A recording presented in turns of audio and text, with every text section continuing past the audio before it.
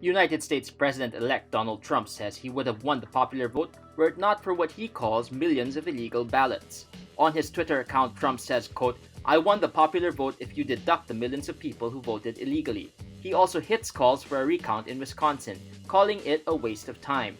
Trump also quotes Clinton about the need to respect the electoral process. Trump earlier warned before the election that the results might be rigged, but did not complain about his victory during Election Day, November 8, until now. No election observers have pointed to any such widespread fraud.